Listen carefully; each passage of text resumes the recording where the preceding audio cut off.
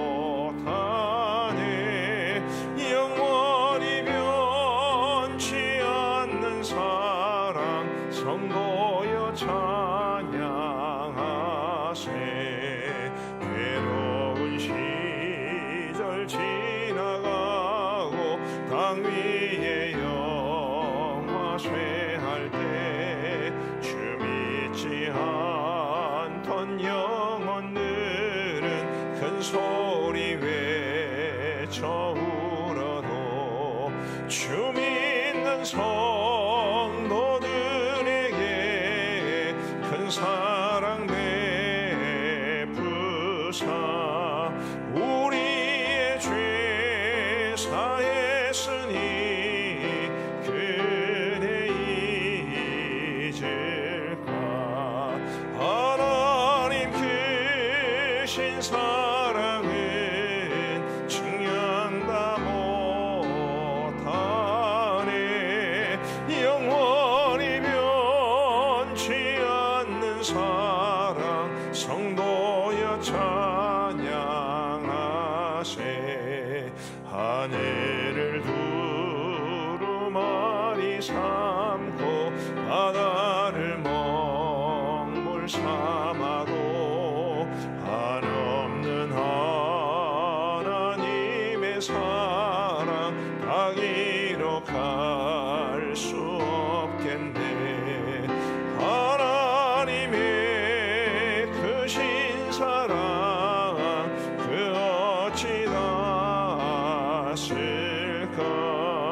저 하늘 높이 쌓아도 채우지 못하리.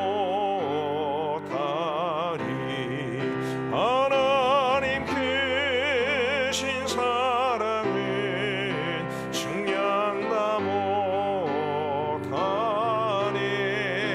영원히 변치 않는 사랑 성도여 찬양하세.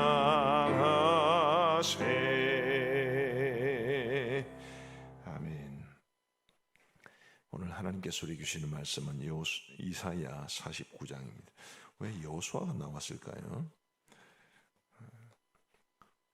머리와 입이 따로 노는 이런 현상이 가끔 발생합니다. 이사야 49장 14절부터 26절까지의 말씀을 우리 교독하시겠습니다. 이사야 49장 14절부터 26절까지의 말씀입니다. 제가 먼저 14절을 읽겠습니다. 오직 시온이 이르기를 여호와께서 나를 버리시며 주께서 나를 잊으셨다 하였거니와 여인이 어찌 그 젖먹는 자식을 잊겠으며 자기 태에서 난 아들을 긍휼히 여기지 않겠느냐. 그들은 혹시 잊을지라도 나는 너를 잊지 아니할 것이라.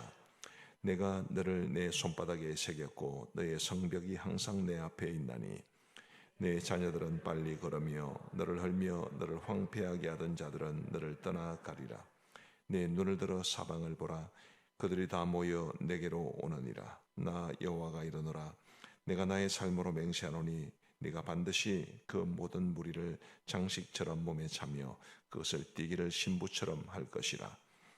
이는 내 황폐하고 적막한 곳들과 내 파멸을 당하였던 땅이 이제는 주민이 많아 좁게 될 것이며 너를 삼켰던 자들이 멀리 떠날 것이니라.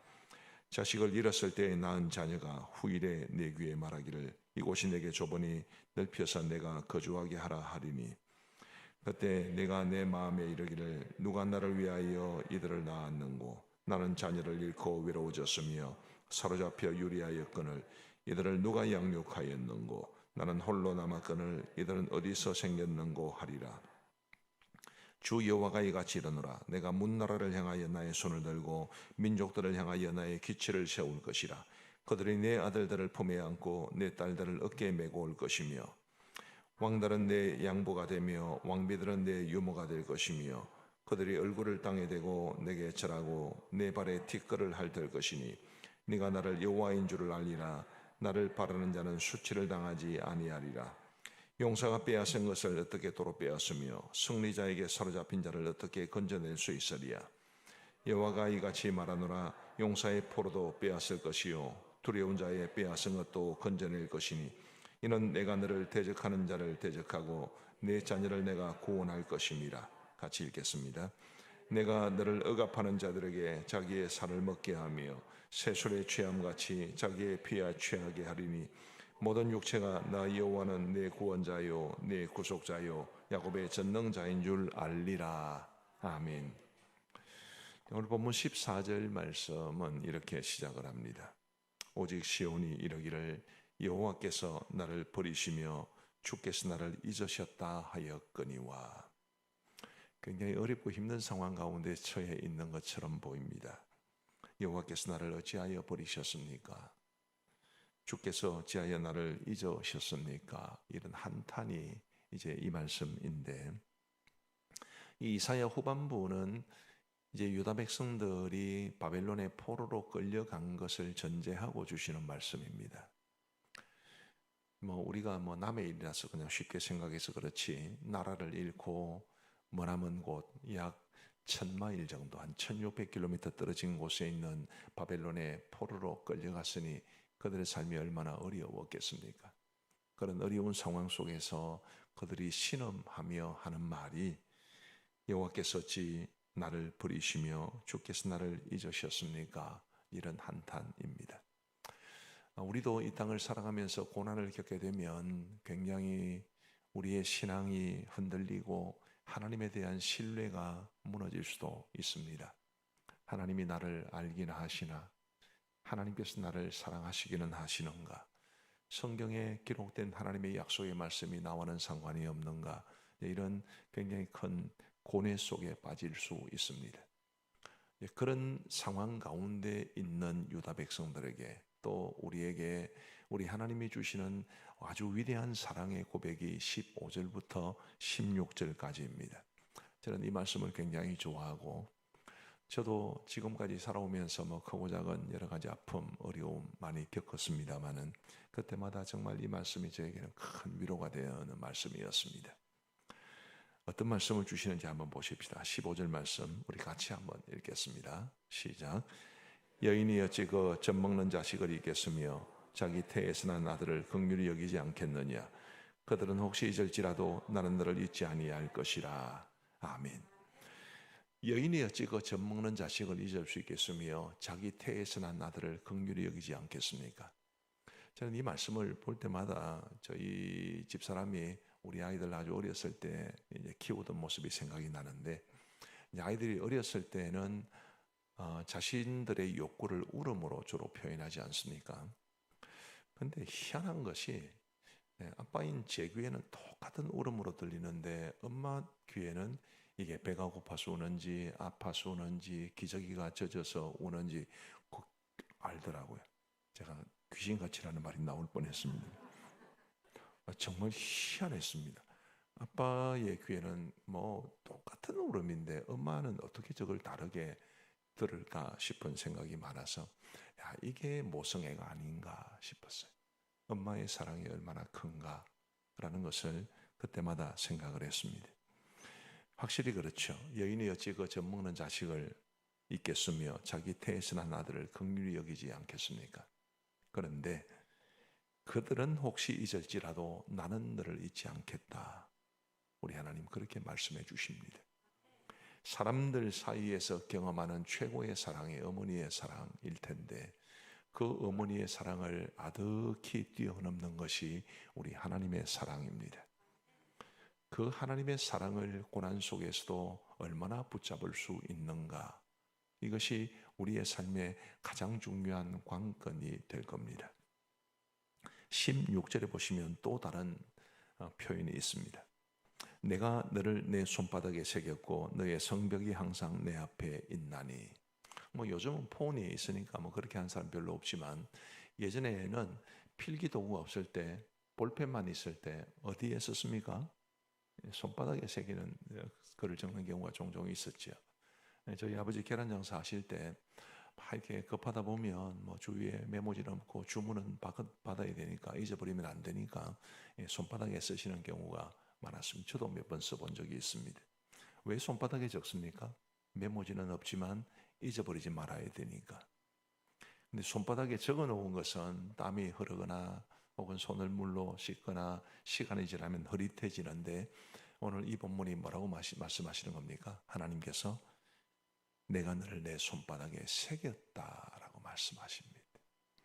절대로 잊지 않으려고, 저와 여러분들을 한순간도 잊지 않으시려고 우리 하나님은 그 손바닥에 저와 여러분들의 이름을 새겨 두신 것입니다. 하나님이 우리를 잊어버리시는 게 아닙니다. 아무리 우리가 큰 고난과 역경 속에 있더라도 하나님이 우리를 잊어버리지는 않으십니다.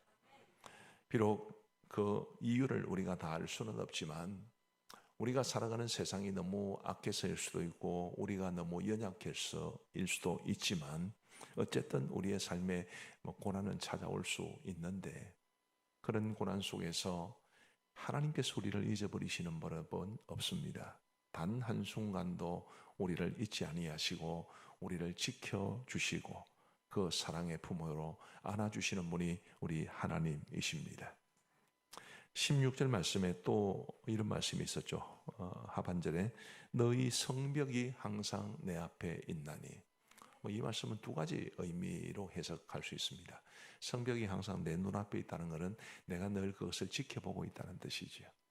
내가 항상 너희들을 지켜보겠다라는 그 말씀이고, 두 번째로 해석할 수 있는 것은 너의 성벽이 항상 내 앞에 있다라는 이 표현은 성벽이 무너지지 않는다는 것을 뜻하는 말씀일 수도 있습니다. 이래나 저래나 똑같은 말씀이죠. 사실은 하나님께서 유다 백성들을 지켜보시고 보호해 주시겠다는 말씀입니다. 아무리 큰 어려움과 역경이 있어도, 아무리 큰 고난이 있어도 그 고난 속에서 숨쉴 수조차 없을 만큼 힘들게 느껴져도 그래도 하나님의 그 사랑의 손길은 변함이 없다. 그것을 우리 하나님께서 이 말씀을 통해서 우리에게 약속해 주고 있습니다. 혹시 기억나실지 모르겠습니다만 제가 이 말씀 시작할 때 하나님의 사랑 고백이라고 말씀을 드렸습니다. 저는 이 말씀을 하나님의 사랑의 고백으로 받아들입니다. 하나님이 나를 얼마나 사랑하시는지에 대해서 우리 하나님께서 이렇게 아름다운 고백을 우리에게 주고 계신데 고백은 받으셔야 되죠. 하나님께서 정말 우리를 이만큼 사랑하신다 라고 우리를 고백하시면 그 하나님의 사랑을 우리의 마음속에 담고 어떤 고난, 어떤 어려움 속에서도 그 사랑의 힘을 의지하여 일어설 수 있는 저와 여러분들 되시기를 주님의 이름으로 축복합니다. 두 번째로 살펴볼 것은 이사야 후반부는 회복에 관한 말씀이기 때문에 비슷한 말씀이 반복되는 것 같습니다. 사실은 이사야 후반부를 묵상하는 게 굉장히 어렵습니다. 똑같은 말씀이 반복되는 것 같고 개인적으로 말씀을 묵상하는 것보다 더 어려운 게 뭐겠습니까? 설교하는 거지. 비슷한 말씀들이 계속 반복되기 때문에 굉장히 좀 어렵습니다만은 다행히 오늘 말씀에는 이 회복에 관한 말씀 중에서도 조금 특별한 말씀을 우리에게 주십니다. 그 특별한 말씀이 뭐냐면 하나님께서 자녀들을 회복시켜 주실 것이다 라는 표현이 곳곳에 나옵니다. 17절 말씀에 보시면 네 자녀들은 빨리 걸으며 너를 헐며 너를 황폐하게 하던 자들은 너를 떠나가리라. 앞부분에 네 자녀들은 빨리 걸으며, 왜 빨리 걷겠습니까? 사람들이 빨리 걷는 것은 급한 일이 있을 때나 아니면 좋을 때입니다. 이 발걸음에 흥이 있는, 그게 지금 하나님께서 유다 백성들의 회복에 관한 약속의 말씀입니다. 바벨론에서 멀리 예루살렘까지 오는 것이 굉장히 어렵고 힘든 길이었겠으나 자유를 찾아가는 길 아니겠습니까? 그 발걸음이 그래서 굉장히 가벼울 것을 말씀해 주시는 것이 네 자녀들은 빨리 걸으며 라는 말씀입니다. 18절 말씀해 보시면 내 눈을 들어 사방을 보라. 그들이 다 모여 내게로 오느니라. 그들이 누구겠습니까? 내 자녀들입니다. 내 자녀들이 내게로 오느니라. 나 여호와가 이르노라. 내가 나의 삶으로 맹세하노니 네가 반드시 그 모든 무리를 장식처럼 몸에 차며 그것을 띠기를 신부처럼 할 것이라. 우리 여성분들은 이렇게 몸에 액세서리를 하고 다니시는 경우가 종종 있습니다.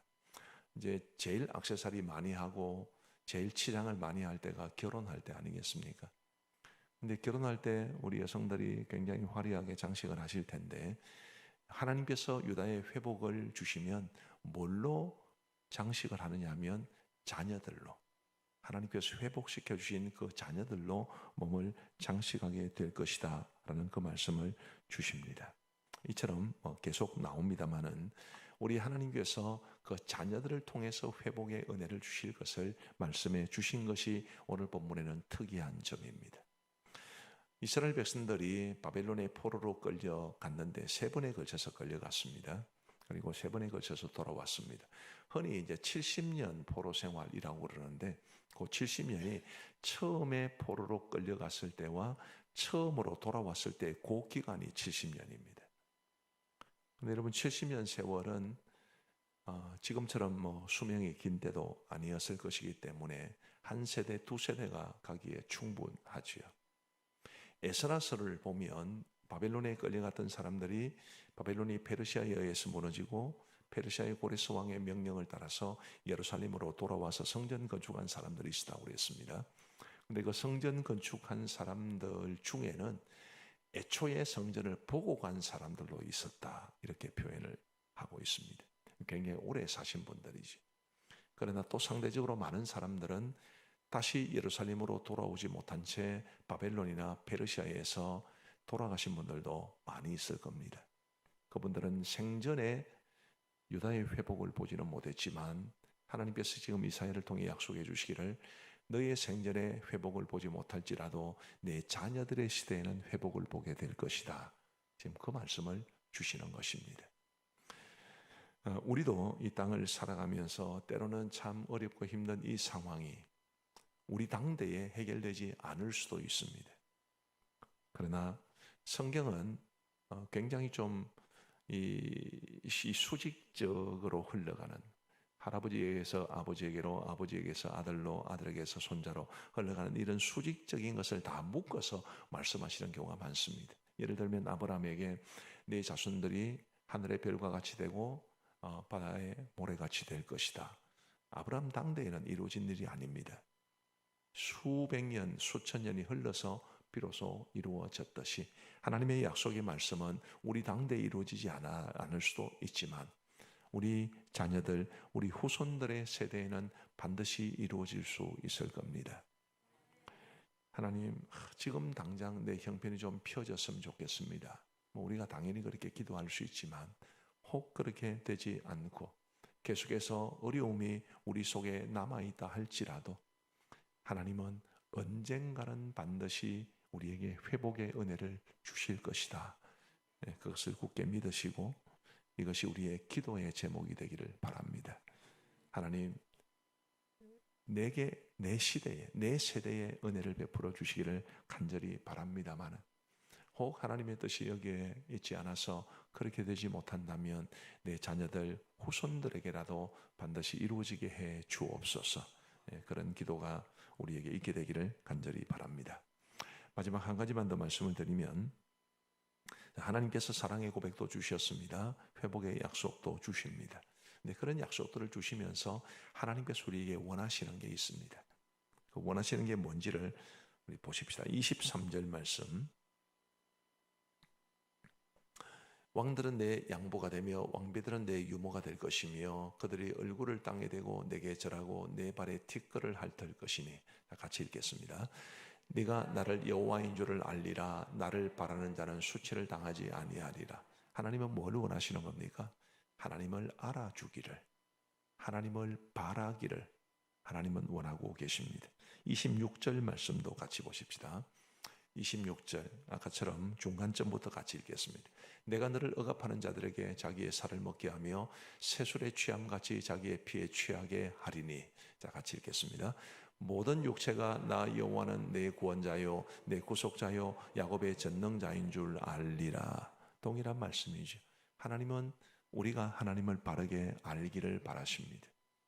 알다라는 것이 하나님을 그냥 단순히 우리가 알다 그걸 말하는 것이 아니고 하나님을 인정하고 하나님을 하나님답게 대우해 줄 것을 하나님께서는 원하고 계십니다. 우리가 이 땅을 살아가면서 참 견디기 힘든 것 중에 하나가 무시당하는 거지. 무시당하면 굉장히 속상하고 힘이 듭니다. 근데 저도 그렇고 우리 성도들도 그렇고 과연 우리가 하나님을 무시하지는 않는지, 하나님을 하나님답게 대우해 드리고 있는지 여기에 대해서는 조금 퀘스천 마크가 있습니다. 성도들만 그런 게 아니고 저도 그렇습니다. 나는 하나님을 하나님답게 대우해 드리고 있는가? 나는 정말 하나님을 하나님 자리에 모시고 그 하나님을 하나님으로 인정해 드리고 있는가? 그게 내가 말로 혹은 생각으로가 아니라 나의 삶의 모습이나 나의 말이 과연 우리 하나님을 정말 하나님답게 인정해 드리고 있는가? 라고 물어보면 별로 자신이 없는 경우가 많습니다. 우리 사랑하는 성도 여러분, 부디 하나님을 인정하고 하나님을 하나님답게 대우해 드리고 하나님을 하나님 자리에 모셔놓는 그런 우리의 삶이 되기를 간절히 바랍니다. 우리 기도하시겠습니다. 자비로우신 아버지 하나님 감사합니다. 오늘도 저희들에게 새로운 한 날 주시고 이 하루의 시작을 우리 주님께 새벽 제단 쌓으며 시작할 수 있도록 도와주시니 감사합니다. 오늘 주신 말씀 우리의 마음에 깊이 간직하게 하시고 특별히 고난 중에 있는 성도들이 있으면 그 고난 속에서 우리 하나님의 이런 귀한 사랑의 고백, 또한 우리가 아니라면 우리 다음 세대에도 반드시 이루실 것을 약속해 주신 이 말씀이 위로가 될 수 있도록 인도하여 주옵소서. 아버지 하나님, 어느 한 사람 믿을 사람 없고 기댈 사람 없고 어느 한 곳 손 내밀 곳 없는 정말 외롭고 힘든 때가 우리에게 닥쳐올 수도 있습니다마는 사방이 다 막혀 있어도 하늘을 향한 문은 늘 열려 있음을 기억하게 하여 주시고 우리 하나님을 향해서 우리의 눈을 고정하고 살아갈 수 있도록 은혜를 베풀어 주옵소서. 아버지 하나님, 오늘도 우리에게 새로운 한 날을 주시니 감사합니다. 이 하루를 살아가는 동안 우리 주님 기뻐하시는 삶을 살게 하시옵소서. 아버지 하나님, 그러나 새로운 하루가 시작되었어도 여전히 해결되지 않고 있는 어려운 문제로 인해 힘겨워하는 성도들도 분명히 있을 줄 압니다마는 주님, 그런 성도들이 우리 하나님의 이 놀라운 사랑의 고백, 회복의 약속 굳게 부여잡게 하여 주옵소서. 아버지 하나님, 우리의 근심과 걱정과 염려와 고난은 주님께 맡길 수 있도록 도와주시고 우리는 하나님을 하나님으로 인정하고 하나님답게 대우해 드리고 하나님은 하나님의 자리에 우리는 우리의 자리에 두고 정말 우리 하나님 잘 섬기며 살아갈 수 있도록 은혜를 베풀어 주옵소서. 아버지 하나님이여, 우리 모든 성도들의 오늘 하루의 삶을 지켜주시고 특별히 이 자리에서 혹은 영상으로 새벽기도 드리는 성도들의 오늘 하루의 삶을 불꽃 같은 눈동자로 지켜주셔서 갑작스러운 사고나 질병이 우리 성도들을 공격하지 못하도록 막아주시고 평안을 누리며 기쁨을 누리며 복된 일들, 좋은 일, 웃을 일, 감사할 일이 많아지는 오늘 하루가 되게 하여 주옵소서. 우리 가암정교회를 사랑하시고 지나간 110권이나 역사 동안 함께 하시니 감사합니다. 더욱더 하나님을 경외하고 하나님의 뜻을 이루어가는 교회가 될 수 있도록 인도하여 주옵소서. 아버지 하나님이여, 큰 변화가 있는 올해입니다. 하나님이여, 간절히 원하옵기는 하나님께서 예비하신 정말 다윗과 똑같은 다음 신실한 후임 목사님을 허락하여 주옵소서.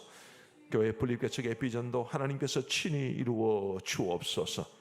아버지 하나님이여, 우리 교회의 다음 세대가 더욱 아름답게 일어나서 우리 세대가 경험하지 못한 하나님의 놀라운 축복과 부흥의 역사를 우리의 다음 세대가 경험할 수 있도록 인도하여 주옵소서. 아버지 하나님이여, 선교지를 기억하시고 또한 우리 선교사님들을 긍휼히 여겨주시고 우리가 입양한 네 개의 미전도 종족과 그리고 양곤 그레이스 신학교 위에 크신 은혜를 베풀어 주옵소서. 이 나라 이 민족을 긍휼히 여겨 주옵시고 남과 북의 평화로운 통일도 이루어지게 하여 주옵시고 아버지 하나님이여, 우리 하나님의 창조의 질서를 반하는 그런 악법들이 만들어지지 아니하도록 은혜를 베풀어 주옵소서. 아버지 하나님, 이제 우리가 개인적으로 기도하는 시간을 갖고자 합니다. 우리의 신음소리에도 응답해 주시는 우리 하나님의 그 놀라운 사랑으로 우리 성도들의 간구에 귀 기울여 응답하여 주옵소서. 감사하오며 주 예수 그리스도의 이름으로 기도하옵나이다. 아멘. 이제 우리 개인적으로 기도하시겠습니다.